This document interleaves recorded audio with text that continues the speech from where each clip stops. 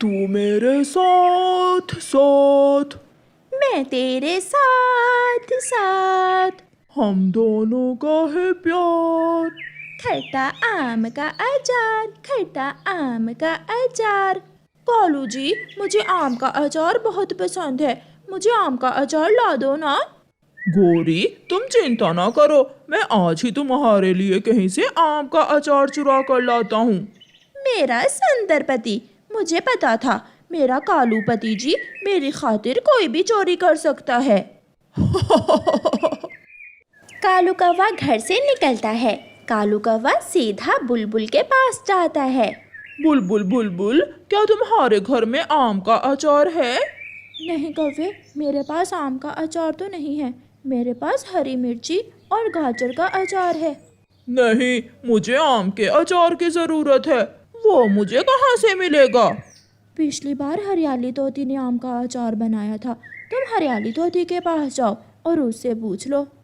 फिर कालू कौवा हरियाली तोती के घर जाता है। हरियाली तोती दाना लेने जाने ही वाली थी, वो अपने घर के बाहर बैठी हुई थी। हरियाली, क्या तुम्हारे पास आम का अचार है? हाँ कौवे भैया, मेरी माँ ने मेरे लिए आम का अचार भेजा है, वो अचार बहुत स्वादिष्ट है।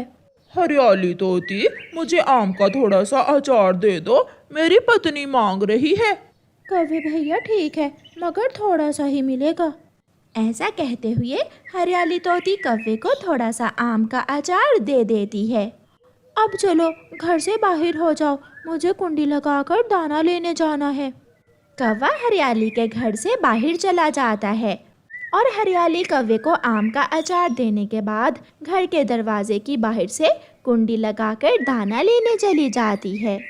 ये आम का अचार तो बहुत स्वादिष्ट होगा। कौवे के मुंह में पानी आ रहा था और कौवा वो अचार खाने लगता है। अचार इतना स्वादिष्ट था कि कौवा सारा ही अचार खा लेता है। ये अचार तो खत्म हो गया, अब मैं अपनी गोरी पत्नी के लिए अचार कहाँ से लेकर जाऊंगा? मैं हरियाली के घर से बाकी का सारा अचार चोरी कर लेता हूँ। कालू कौवा इधर उधर देखता है और हरियाली के घर में घुस जाता है। वो घर में जाकर अचार का डिब्बा ढूंढने लगता है, जो थोड़ी ही देर बाद कालू कौवे को मिल जाता है। मिल गया, मुझे अचार का डिब्बा मिल गया। अभी कालू कौवे ने डिब्बे को पंखी लगाया था कि बाहर से हरियाली का पति मिठू तोता आ जाता है। कौन कौन हो तुम और मेरे घर में क्या कर रहे हो? मैं कालू कौवा हूँ मिठू। तुम यहाँ क्या लेने आए हो? तुम्हारी पत्नी खेतों में काम कर रही है, उसे भूख लग गई थी, वो आम का अचार मांग रही है। झूठे, मेरी पत्नी तो दाना लेने गई हुई है, अब तू पिटेगा, तू मुझसे बहुत पिटेगा। मिठू कालू कौवे को घर के अंदर बंद करके बाहर से कुंडी लगा देता है और पास वाले पेड़ से एक डंडा काटने लगता है। मर गया, आज तो मर गया, अगर पहले पता होता तो इतना लालच ना ही करता। हरियाली तोती भी आ जाती है। तोता तोती को सारी बात बताता है। मैंने भी दुष्ट कौवे को घर के अंदर बंद कर दिया है, पति जी, इसे लालची कौवे का पेट कभी नहीं भरेगा। फिर दोनों पति पत्नी घर का दरवाजा खोलते हैं और कौवे की खूब धुलाई करते हैं। बचाओ बचाओ, मुझे बचाओ। किसी न किसी तरह कालू कौवा जान छुड़वाकर वहां से भाग जाता है। वो उड़ता हुआ दूर पहाड़ों पर जाकर बैठ जाता है। मारा, बहुत मारा, जालिम तोते ने मेरे पंख पर मारा।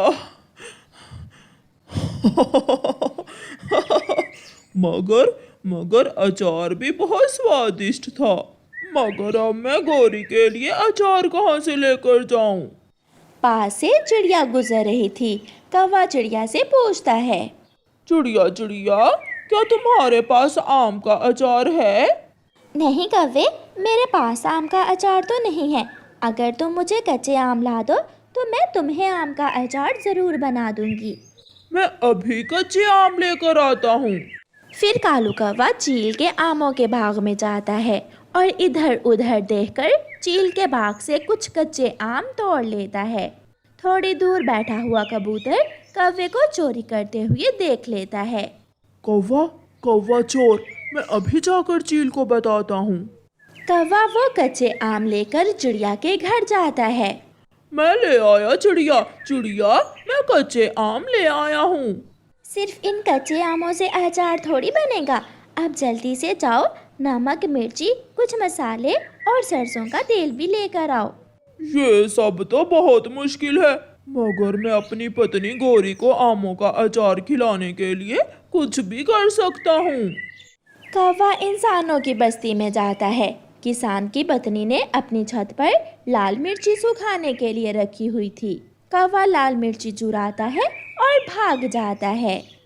चिड़िया, चिड़िया ये रही लाल मिर्ची, मैं अब नमक लेकर आता हूँ। फिर कौवा पहाड़ों पर जाता है। बहुत मुश्किल से उसे वहाँ से नमक मिल जाता है। कौवा नमक लेकर फिर से चिड़िया के पास आता है और फिर कौवा मसाले लेने शहर वाले जंगल जाता है। ऐसे शाम तक कौवा सारी चीज़ें पूरी कर देता है। कौवे, अब तुम घर जाओ, मैं रात को इन कच्चे आमों का अचार बना दूंगी और तुम कल सुबह सवेरे ये अचार ले जाना। चिड़िया, आम का अचार ऐसा बनाना कि मेरी पत्नी खुश हो जाए।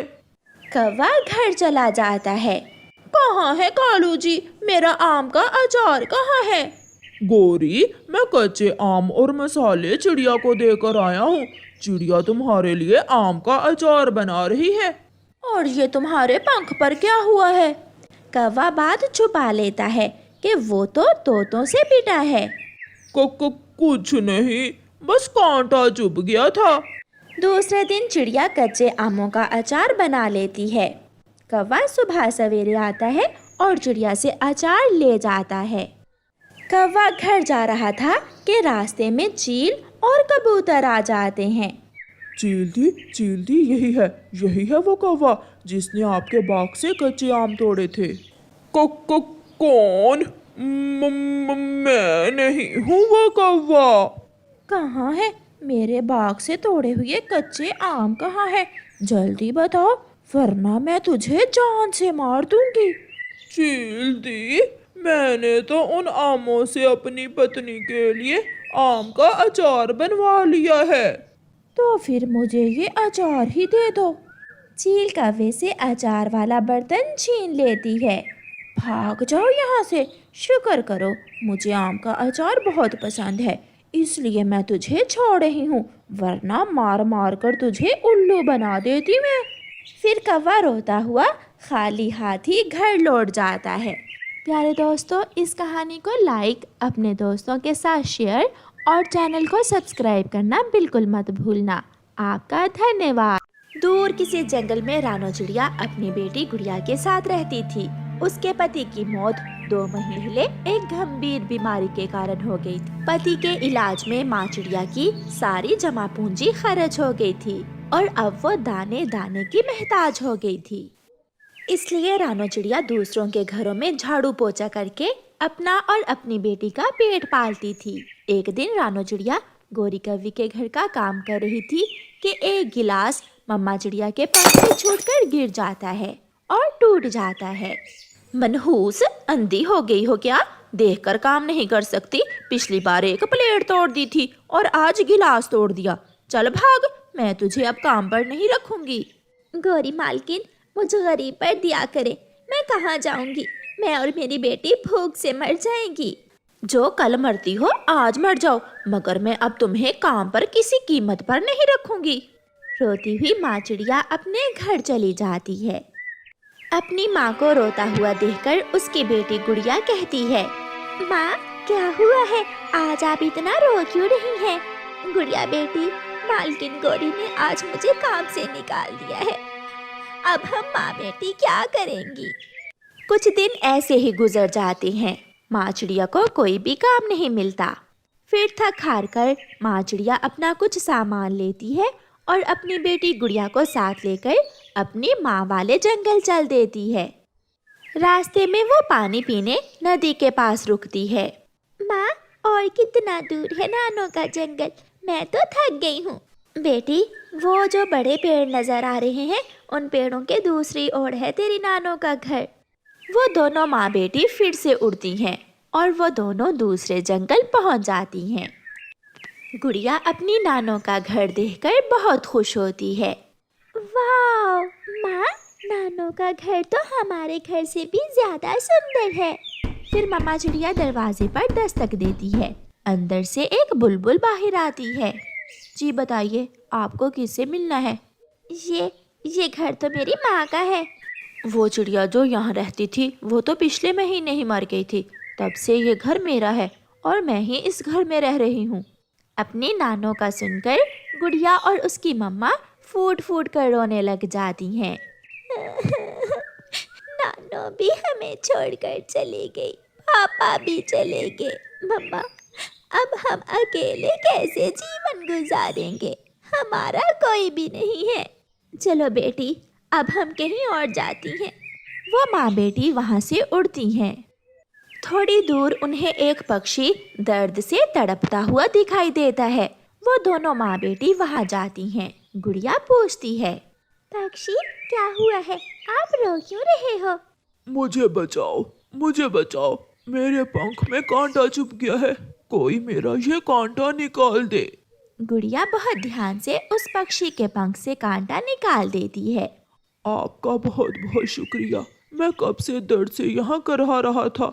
आपका घर कहाँ है? घर का सुनकर वो माँ बेटी रोने लग जाती हैं। पक्षी, हम बहुत गरीब हैं, हमारा कोई भी नहीं है। मैं दूसरों के घरों में काम करती थी और मालकिन ने मुझे काम से निकाल दिया और घर भी वापस ले लिया।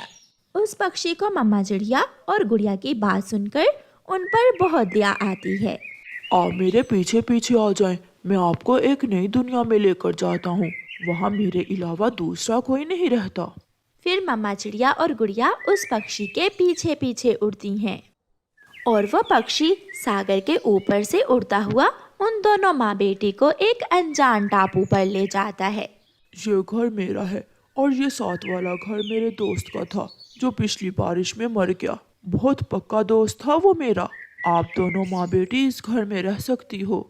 दोनों माँ बेटी खुशी खुशी उस घर में चली जाती हैं। दूसरे दिन गुड़िया थोड़ा घूमने के लिए आगे जाती है तो हैरान हो जाती है। वहाँ तो केले के इतने सारे पौधे थे जो केले के फल से भरे हुए थे। इतने सारे केले मैंने जिंदगी में पहली बार देखे हैं। गुड़िया दौड़कर अपनी मम्मा को बुला लाती है। पहले तो वो माँ बेटी जी भर के केले खाती हैं। फिर मम्मा चिड़िया गुड़िया से कहती है, गुड़िया बेटी, अगर हम इस टापू से केले ले जाकर अपने जंगल में बेचें तो हमें बहुत मुनाफा हो सकता है। मगर मम्मा, हम ये केले दूसरे जंगल कैसे लेकर जाएंगे? हम केले के पत्तों की एक नाव बनाती हैं और फिर उस नाव में केले रखकर दूसरे जंगल ले जाएंगी। फिर वो माँ बेटी एक केले के पेड़ से पत्ते तोड़कर उन पत्तों से एक सुंदर सी नाव बनाती हैं और उस नाव में केले रखकर दूसरे जंगल ले जाती हैं। उस जंगल में केले का फल नहीं था, इसलिए पक्षी तो हाथों हाथ ही सारे केले खरीद लेते हैं। शाम तक उन्हें अच्छा मुनाफा होता है। गुड़िया बेटी, ऊपर वाले ने हमारी सुन ली। अब हमारे गुर्बत के दिन खत्म हो जाएंगे। हम हर रोज ऐसे ही केले बेचकर खूब मुनाफा कमा लिया करेंगे। वो माँ बेटी अपनी नाव पर बैठकर वापस उसी टापू पर चली जाती हैं। फिर जब दूसरे दिन वो माँ बेटी जंगल में केले बेच रही थीं, तो वहाँ माँ चिड़िया की मालकिन गौरी कौवी आ जाती है। चिड़िया, तुमने ये केले कब से बेचने शुरू कर दिए? मैं जिस टापू पर रहती हूँ वहाँ मुझे ये केले फ्री में मिल जाते हैं। जब आपने मुझे काम और घर से निकाला तो वो अच्छा पक्षी मुझे केलों वाले टापू पर ले गया था। क्या वहाँ इतने ज्यादा केले हैं और वो भी फ्री में? हाँ गौरी मालकिन, वहाँ कभी ना खत्म होने वाले केलों के पेड़ हैं। ये सुनकर गौरी कौवी के मन में लालच आ जाता है और वो भागी भागी अपने पति कालू कौवे के पास जाती है। कालू, कालू जल्दी चलो और एक नाव बनाओ। गौरी, नाव से हम क्या करेंगे? हम चिड़िया के टापू से केले लाकर बेचेंगे और फिर हम इस जंगल के सबसे अमीर पक्षी बन जाएंगे। कालू कौवा बढ़ई पक्षी के पास जाता है और अपने सारे पैसे जो उसके पास थे देकर एक नाव बनवा लेता है। जब रात होती है तो कौवा और कौवी वो नाव लेकर सागर में टापू पर केले चोरी करने चले जाते हैं। मम्मा चिड़िया और उसकी बेटी गुड़िया अपने घर में आराम की नींद सो रहे थे और लालची कौवे अपना अच्छा भला घर छोड़कर ज्यादा के लालच में सागर में नाव पर घूम रहे थे। आखिरकार कौवी और कौवा केलों के पास पहुंच जाते हैं। वो दोनों पति पत्नी केले देखकर बहुत खुश होते हैं। गोरी, हम आज रात ये सारे ही केले तोड़ कर ले जाएंगे और फिर सुबह उठकर चिड़िया रोएगी। कालू जी जल्दी करो और मुफ्त का माल इकट्ठा कर लो। दोनों पति पत्नी केले तोड़ तोड़ कर अपनी नाव में रखने लगते हैं। वो नाव को ऊपर तक भर लेते हैं। कालू बस कर जाओ, अब तो नाव एक तरफ को झुक रही है। 2-4 मैं अपने सर पर भी उठा लेता हूँ और एक गुच्छा तुम भी अपने सर पर रख लो। फिर वो वापस जाते हैं। जब उनकी नाव बीच सागर के पहुंचती है तो ज्यादा बोझ होने के कारण उनकी नाव सागर में डूब जाती है और लालची और बुरे कौवे अपने लालच के कारण सागर में डूबकर मर जाते हैं।